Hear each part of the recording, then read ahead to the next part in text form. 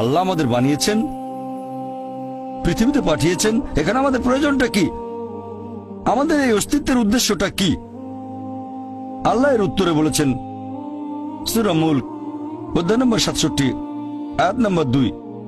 আল্লাহ বলেছেন আল্লাযী খালাকাল মাউতা ওয়াল হায়াতা, যে আল্লাহ সৃষ্টি করেছেন মৃত্যু ও জীবন পরীক্ষার জন্য। কে তোমাদের মধ্যে কর্মে উত্তম? আল্লাহ সৃষ্টি করেছেন জীবন ও মৃত্যু পরীক্ষার জন্য। কে তোমাদের মধ্যে কর্মে উত্তম?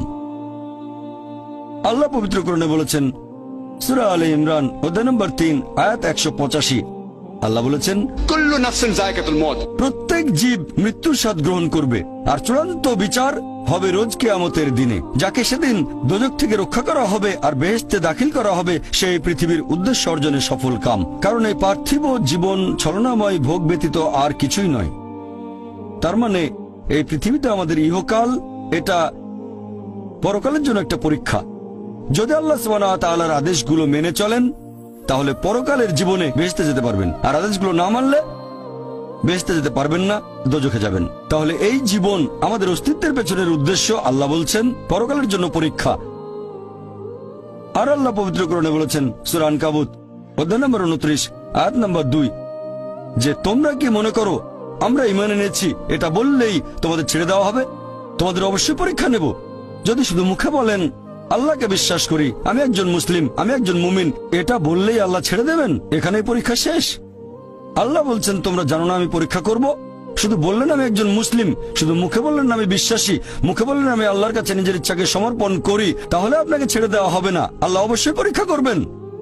আল্লাহ পবিত্র কোরআনে বলেছেন সূরা বাকারা অধ্যায় নম্বর 2 আয়াত নম্বর 155 আমি অবশ্যই তোমাদের পরীক্ষা করব ক্ষুধার ভয় দিয়ে, জীবন আর ধন সম্পদের ক্ষয়ক্ষতি দিয়ে, এবং ফল ও ফসলের ক্ষয়ক্ষতি দিয়ে।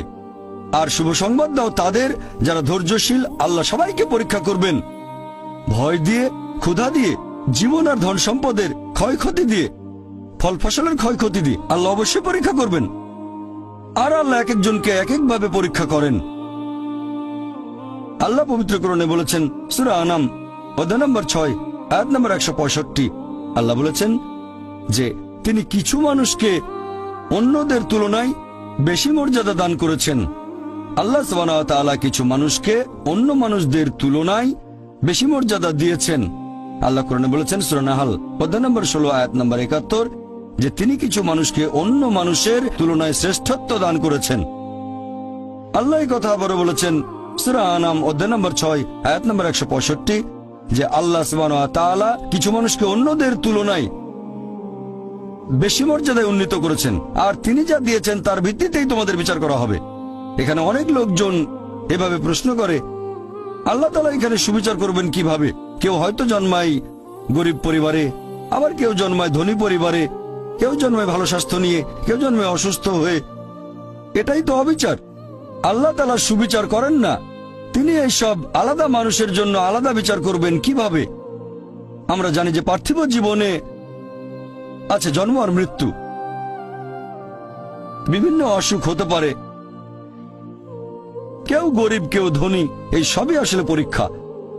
আর আল্লাহ পবিত্র কোরআনে বলেছেন সূরা আনফাল অধ্যায় নম্বর 8 আয়াত নম্বর 28 আল্লাহ বলেছেন যে অবশ্যই তোমাদের ধন সম্পদ আর সন্তান সন্ততি এগুলো তোমাদের জন্য পরীক্ষা।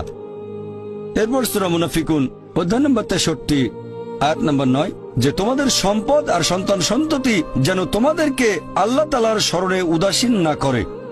আল্লাহ তাআলা এক একজন মানুষকে এক একভাবে পরীক্ষা করেন। আপনি যদি কাউকে জিজ্ঞেস করেন যে ভালো কাজগুলো কি কি আর ভালো কাজগুলো কি, এই ব্যাপারে আস্তিক নাস্তিক সব ধরনের মানুষই তখন বলবে ভালো কাজ হচ্ছে দান করা, নিজে সন্তুষ্ট থাকা। কয়েকটা ভালো কাজের কথা বললে দান করার থাকবে। এখন একজন মানুষ পরোপকারী কি না সেটা আল্লাহ কিভাবে পরীক্ষা করবেন?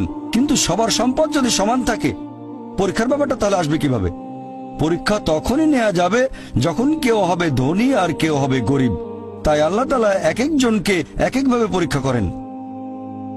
হয়তো কেউ জন্ম নিয়েছে ধনী পরিবারে, তাই সম্পদ অনেক বেশি, আবার কেউ জন্মায় গরিব হয়ে। তবে যে লোকটা ধনী, ইসলামিক শরিয়া অনুযায়ী ইসলাম ধর্মের একটা স্তম্ভ হচ্ছে যাকাত, যে প্রত্যেক ধনী লোক যাদের সঞ্চয় নিসাব লেভেলের উপরে 85 গ্রাম স্বর্ণ, সে প্রতি হিজরি বছরে সেই সঞ্চয়ের 2.5% জাকাত হিসেবে দান করে দেবে।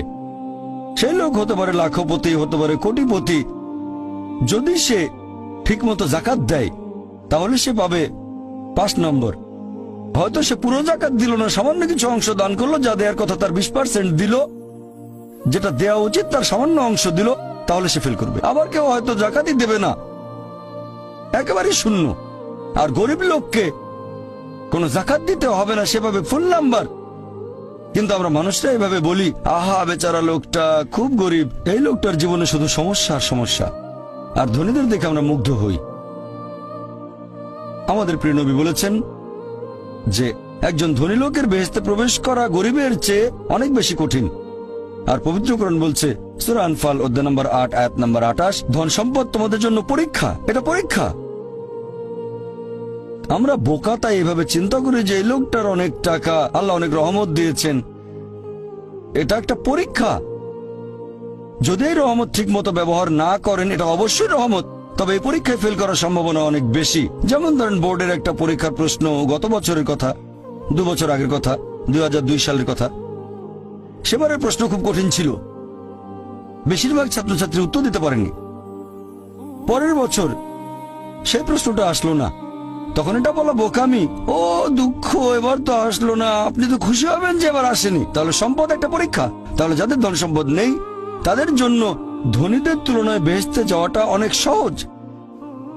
আল্লাহ এক একজনকে এক একভাবে পরীক্ষা করেন।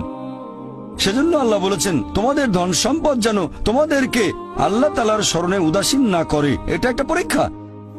আরেকটা পরীক্ষা হচ্ছে সন্তুষ্টি, নিজে সন্তুষ্ট থাকা। আর আমাদের নবী মুহাম্মদ সাল্লাল্লাহু আলাইহি ওয়াসাল্লাম বলেছেন, এটা আছে সহিহ বুখারীতে, খণ্ড নম্বর 8 হাদিস নম্বর 447। নবী বলেছেন, যদি কারো কাছে একটা পর্বত সমান স্বর্ণ থাকে, সে এরকম আরেকটা চায়। যদি কারো কাছে 1 পাহাড় স্বর্ণ থাকে, তারপরও সে আরেকটা স্বর্ণের পাহাড় চায়। আর সর্বশেষে তার মুখগহ্বর পূর্ণ হয় কবরের মাটি দিয়ে। সে যত ধনী লোকই হোক, হয়তো সে পৃথিবীর মধ্যে সবচেয়ে ধনী লোক, তারপরও সে আরো বেশি সম্পদ চায়।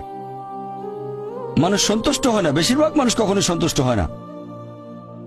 আল্লাহ পবিত্র কোরআনে বলেছেন, সূরা নিসা অধ্যায় নম্বর 4 আয়াত নম্বর 32, যে আল্লাহ যেটা দিয়ে অন্য মানুষকে শ্রেষ্ঠত্ব দান করেছেন, সেটার উপরে তোমরা কোন রকম লালসা করো না। এভাবে বলবেন না যে, হে আল্লাহ, তুমি অমুককে অনেক সম্পদ দিয়েছো, অমুককে অনেক সুন্দর একটা গাড়ি দিয়েছো। এমন কিছু আল্লাহর কাছে চাইবেন না যেটা অন্য কাউকে আল্লাহ দিয়েছেন। এতে লোকসান হবে আপনার। আর আমাদের প্রিয় নবী মুহাম্মদ সাল্লাল্লাহু আলাইহি সাল্লাম বলেছেন, এটা আছে সহিহ বুখারীতে, খণ্ড নম্বর 4, আমাদের নবী বলেছেন যে, সেই লোকদের দেখো যাদের ভাগ্য তোমার চেয়ে খারাপ। সেই সব লোককে দেখো না যারা তোমার চেয়ে বেশি ভাগ্যবান। তা না হলে তোমরা আল্লাহ তাআলাকে স্মরণ করায় অবহেলা করতে পারো, তা না হলে প্রতিপালকের প্রতি অকৃতজ্ঞ হয়ে যেতে পারো। তাহলে নবী বলেছেন, তাদেরকে দেখো যাদের ভাগ্য খারাপ। তখন আপনি বলছেন, আচ্ছা, এই লোকটার তো কোনো গাড়ি নেই, আমার একটা মারুতি অন্তত আছে। তাকে দেখবেন না যারা সে মার্সিডিজ। ও, আমার মার্সিডিজ নেই কেন? ওই লোকের গাড়ি নেই, আমার তো একটা আছে। আপনি আল্লাহকে ধন্যবাদ জানাবেন।